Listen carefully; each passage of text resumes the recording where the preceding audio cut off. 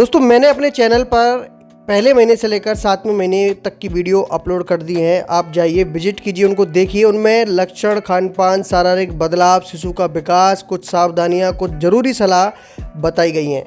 तो आप ऊपर आई बटन में या फिर प्लेलिस्ट में जाकर देख सकते हैं। देखिए आज मैं बात कर लेता हूँ 8वें महीने के बारे में। प्रेगनेंसी का 8वां महीना, इसमें लक्षण क्या दिखते हैं, खान पान क्या होता है, शरीर में क्या बदलाव होता है, शिशु का विकास कैसे होता है और कुछ ज़रूरी सलाह भी आपको दूंगा। देखिए प्रेगनेंसी का जो 8वां महीना होता है वाकई बहुत ही खास होता है। यह खुशियों के एहसास से भरा होता है। इस समय आपके घर के सभी लोग आने वाले नन्हे मेहमान की तैयारी में लग जाते हैं। इस दौरान अगर आप भी अपने आने वाले नन्ही परी या नन्हे नवाब के लिए ख़रीदारी करना चाहती हैं तो इसमें कोई बुराई नहीं है। आप ऑनलाइन शॉपिंग कर सकती हैं। प्रेगनेंसी का ये जो महीना होता है आपके लिए बहुत स्पेशल होता है। इस समय आप पूर्ण रूप से गर्भवती होती हैं। आप लगभग प्रेगनेंसी की पूरी प्रक्रिया को पूरा करने वाली होती हैं। देखिए प्रेगनेंसी की इस स्टेज में आपको अपने खान पान, दैनिक जीवन पर बहुत ही खास ध्यान देना चाहिए, क्योंकि आपके घर में पल रहा शिशु इस दुनिया में आने के लिए लगभग पूरी तरह से तैयार हो चुका है। आपका खान पान और दैनिक जीवन की गतिविधियां किसी न किसी तरह से आपके शिशु को प्रभावित करती हैं। इसलिए यह आवश्यक है कि आप इन सभी चीज़ों का खास ध्यान रखें। खान पान के अलावा प्रेगनेंसी के 8वें महीने के दौरान आपको कुछ सावधानियाँ बरतनी भी ज़रूरी होती है। दोस्तों अब हम बात कर लेते हैं कि प्रेगनेंसी के दौरान जो लक्षण होते हैं 8वें महीने के, वो क्या क्या होते हैं। देखिए अब आप अपनी प्रेगनेंसी के 8वें महीने में कदम रख चुकी हैं। आपने इस खूबसूरत पल के साथ पिछले 7 महीनों को पूरा किया है। उनका अनुभव आप कर चुकी हैं। इसलिए अब आप इस बात से भी रूबरू हो चुकी हैं कि 29 से लेकर 32 सप्ताह यानी 8वां महीना के दौरान आपके अंदर प्रेगनेंसी के लक्षण दिखाई देंगे और यह बिल्कुल नेचुरल है। देखिए सबसे पहला लक्षण होता है पीठ में दर्द होना। जैसा कि मैं पहले भी बात कर चुका हूँ कि प्रेगनेंसी के 8वें महीने में आपके शिशु का आकार और वजन काफ़ी बढ़ता है, जिसके कारण आपके गर्भ का आकार भी बढ़ जाता है।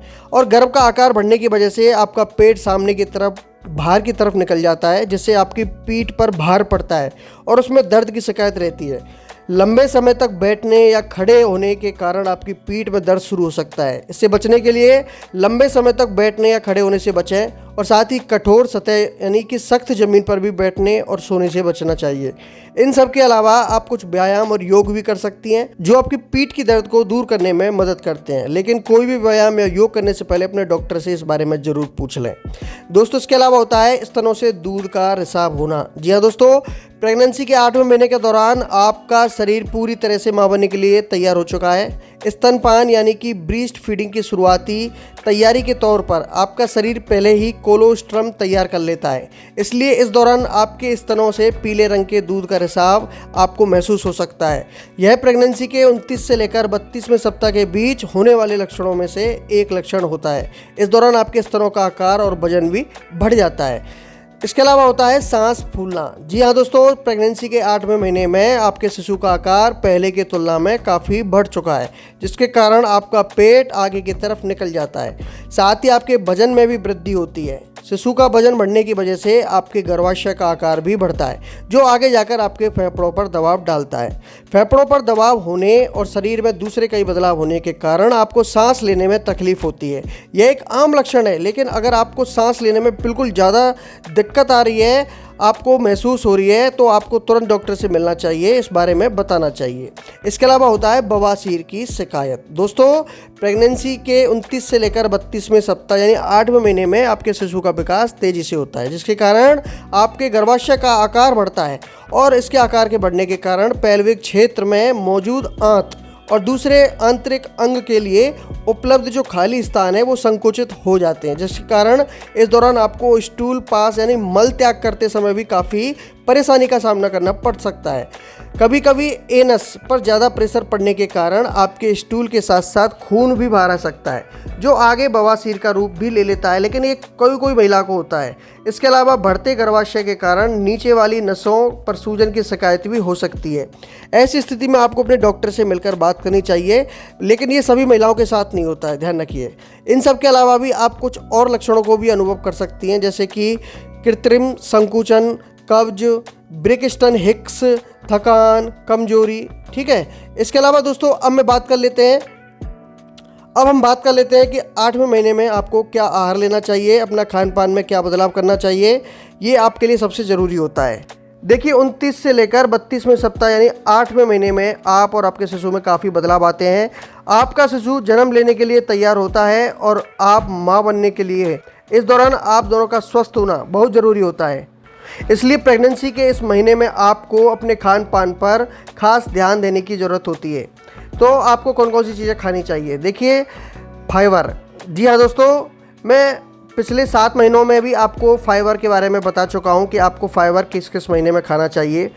ये मतलब है कि फाइबर जिन फूड्स में होता है वो फूड्स आपको खाने चाहिए।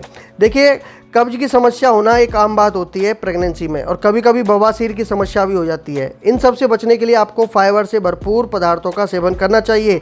अब फाइबर किन चीज़ों में मिलता है? जैसे कि हरी पत्तेदार सब्जियाँ, एवाकाडो, फ्रूट्स, ब्राउन ब्रेड, गेहूँ, ओट्स, इन सब में फाइबर मिलता है। ये आपको खाने चाहिए और इन सभी को अपनी डाइट में ज़रूर शामिल करना चाहिए।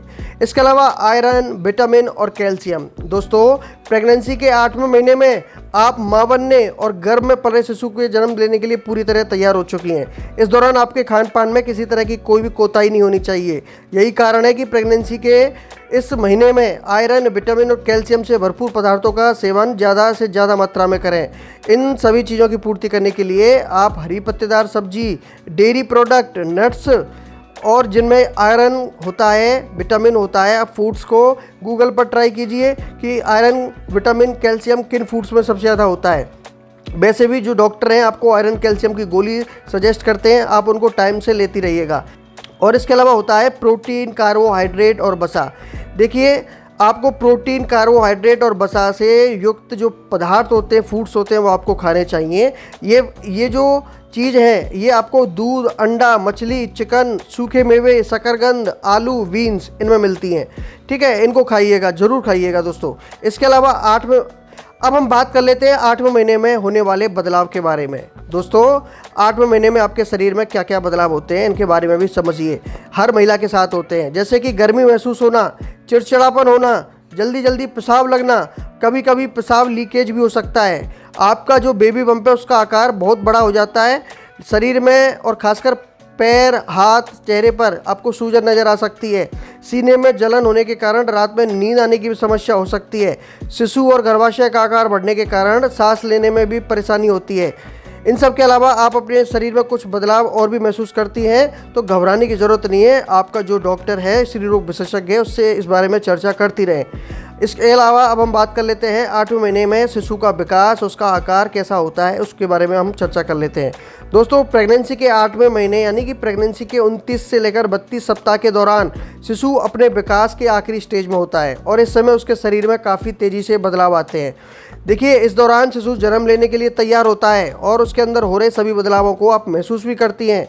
देखिए शिशु के सिर पर बाल उग जाते हैं। इस दौरान शिशु अपनी आंखों को खोल और बंद भी कर सकता है। शिशु के फेफड़े विकसित हो जाते हैं और आखिरी स्टेज में होते हैं। शिशु की पलकें और आंखें पूरी तरह विकसित हो जाती हैं। इस महीने शिशु की जो लंबाई है 12 से 14 इंच तक हो जाती है।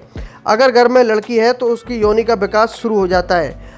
घर में लड़का है तो उसके जननांगों का विकास शुरू हो जाता है और शिशु का दिमाग काफ़ी तेज़ी से विकसित होता है क्योंकि इस समय न्यूरॉन्स तेज़ी से बढ़ते हैं। शिशु का आकार और वजन बढ़ने के कारण घर में कम जगह बचती है, जिसके कारण वो कम से कम घूम सकता है, हिलडुल सकता है।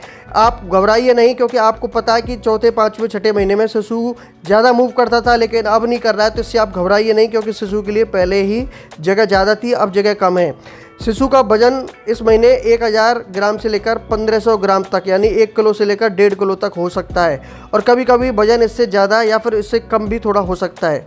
तो दोस्तों प्रेगनेंसी का 8वां महीना आपके लिए बहुत ही खूबसूरत होता है। इस दौरान आपको किसी भी तरह की चिंता नहीं करनी चाहिए, साथ ही आपको कम से कम काम करना चाहिए और ज़्यादा से ज़्यादा आराम करना चाहिए। अगर आप किसी भी तरह की कोई गंभीर समस्या आपको महसूस होने लगे तो आप लापरवाही ना करें और अपने डॉक्टर से तुरंत इस बारे में बताएं। तो दोस्तों उम्मीद है कि आपको ये बताई हुई टिप्स अच्छी लगी होंगी। मैंने आपको 8वें महीने के बारे में पूरा जानकारी दिया है, तो वीडियो को लाइक करना मत भूलना। चैनल पर नए हैं तो सब्सक्राइब भी कर लेना। दोस्तों मिलते हैं आपसे नेक्स्ट वीडियो में। धन्यवाद।